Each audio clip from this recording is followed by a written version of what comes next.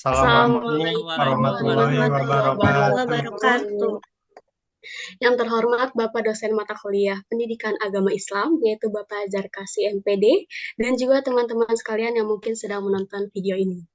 Di sini kami akan melakukan presentasi berjudul mengintegrasikan iman, Islam, dan ihsan dalam membentuk insan kamil.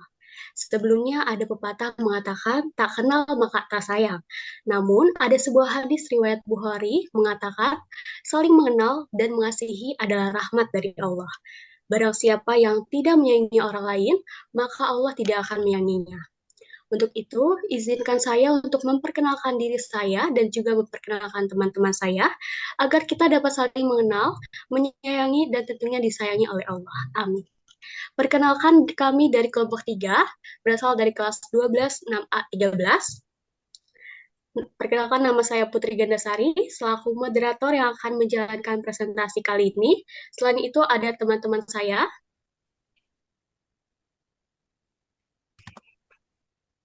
yaitu ada Satria Indra Prahasta, Farhan Maulana, Gusti Nur Septiansyah, Ririn Nur Triani, dan juga Rima Dia Setiawati. Oke, selanjutnya kita akan ke materinya. Konsep dan urgensi 3I dalam membentuk insan kamil atau manusia yang sempurna.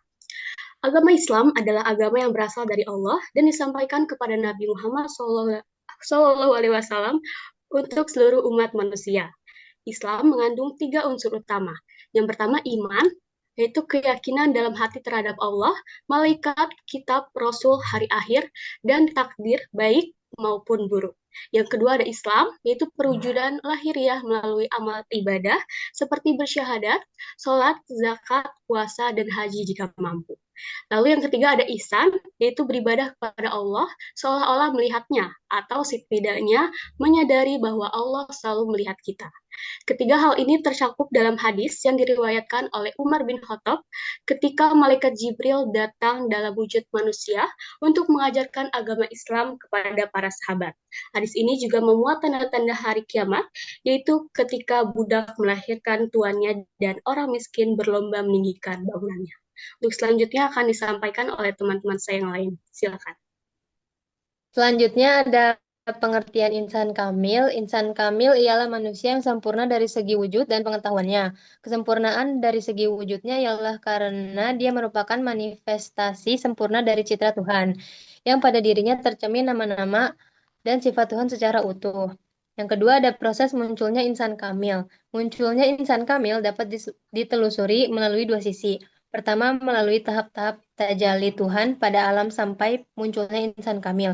Kedua, melalui makomat atau peringkat-peringkat kerohanian yang dicapai oleh seseorang sampai pada kesadaran tertinggi yang terdapat pada insan kamil. Selanjutnya, yang ketiga ada kedudukan insan kamil. Insan kamil jika dilihat dari segi fisik biologisnya tidak berbeda dengan manusia lainnya. Namun dari segi mental spiritual, ia memiliki kualitas-kualitas yang jauh lebih tinggi dan sempurna dibanding manusia lain. Karena itulah Tuhan menjadikan insan kamil sebagai khalifahnya. Yang terakhir ada kedudukan norma dalam insan kamil. Norma taklif mengatur kehidupan manusia menuju kebaikan. Insan kamil patuh pada Al-Quran dan Sunnah, serta menempuh jalan syariah, torikah, dan hakikah dengan kesadaran bahwa segala berasal dari Allah. Selanjutnya, yang akan dijelaskan oleh Ririn. Selanjutnya ada landasan 3I menjadi persyaratan dalam membentuk insan kamil. Sebagaimana telah dijelaskan sebelumnya, kesempurnaan dalam Islam tercapai ketika iman dan Islam dijalankan secara tulus dan disertai dengan ihsan. Walaupun secara lahiriah, seseorang bisa dikatakan Islam jika memenuhi kewajiban ibadah seperti sholat, zakat, puasa, dan haji. Namun, kesempurnaan ibadah itu baru tercapai apabila dilandasi dengan iman yang kuat dan disertai dengan ihsan, yaitu kesadaran akan kehadiran Allah dalam setiap amal yang akan dilakukan. Selanjutnya, ada menggali sumber teologis, historis, dan filosofis tentang 3I sebagai pilar agama Islam dalam membentuk insan kamil. Berdasarkan hadis yang diriwayatkan Umar bin Khattab, kaum muslimin menetapkan adanya 3 unsur penting dalam agama Islam, yakni iman, Islam, dan ihsan sebagai kesatuan yang utuh. Akidah merupakan cabang ilmu agama untuk memahami pilar Islam, dan akhlak merupakan cabang ilmu agama untuk memahami pilar ihsan. Selanjutnya akan dibacakan oleh Farhan. Menggali sumber teologis, historis, dan filosofi konsep insan kamia. Konsep manusia dalam Al-Quran, konsep manusia dalam Al-Quran, fungsi manusia dalam Al-Quran, dan unsur-unsur manusia pembentukan insan kamia.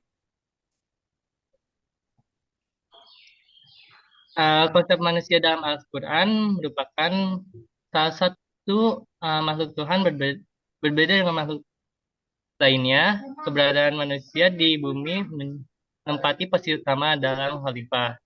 Sebagaimana dinyatakan dalam firman Allah, yaitu A'udzubillahi minasyaitonirrajim. Bismillahirrahmanirrahim. Wa iz qala rabbuka lil malaikati inni ja'ilun fil ardi khalifah.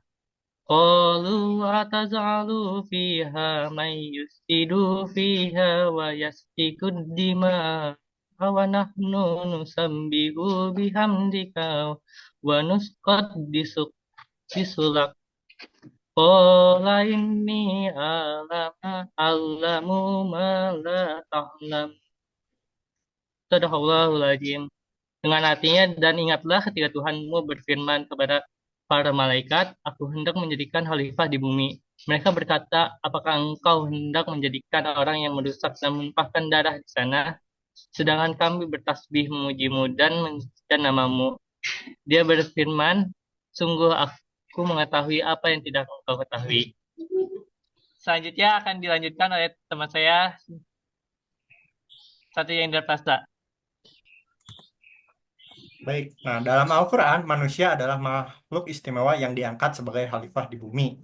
Ia diberi akal, hati, dan panca indera untuk memahami diri dan alam. 3 istilah digunakan, yaitu al-basyar yang merupakan aspek fisik, al-insan yang merupakan jasmani dan rohani, dan anas merupakan makhluk sosial. Meski mulia, manusia juga lemah dan sering lalai, sehingga diingatkan untuk bersyukur, beriman, dan berbuat baik. Adapun fungsi manusia dalam Al-Quran, yang pertama adalah khalifah. Manusia diangkat sebagai khalifah di bumi, yaitu wakil Allah untuk mengelola dan memakmurkan alam sesuai petunjuknya. Nah, tugas ini menuntut tanggung jawab agar tidak merusak atau mengeksploitasi alam secara berlebihan. Adapun manusia sebagai hamba Allah, manusia juga berfungsi sebagai hamba Allah yang mengabdi melalui ibadah ritual dan sesuai aktivitas hidupnya diniatkan untuk mencari ridhonya. Pengabdian ini menuntut ketundukan, tawadu, dan tanggung jawab atas potensi yang diberikan Allah yang merupakan amanah. Selanjutnya akan dilanjutkan oleh teman saya, Gusti Nur Septiansyah. Baik, saya akan menjelaskan tentang unsur-unsur manusia pembentuk insan kamil. Secara ringkas, Al-Ghazali dalam Othman 1987, 31-33 menyebutkan beberapa instrumen untuk mencari pengetahuan yang benar serta kapasitas untuk mencapainya. Yang pertama yaitu panca indera. Alat untuk memperoleh pengetahuan, namun terbatas dan perlu dinilai kembali oleh akal. Nomor 2, akal. Instrumen untuk menilai kebenaran, termasuk menilai kekeliruan panca indera. Nomor 3, nur ilahi. Cahaya petunjuk dari Allah yang membuka hati seseorang untuk menerima kebenaran dan beriman. Ketiga unsur ini saling melengkapi dalam proses pencapaian kesempurnaan manusia insan kamil. Terima kasih. Sekian presentasi dari kelompok kami. Wassalamualaikum warahmatullahi wabarakatuh.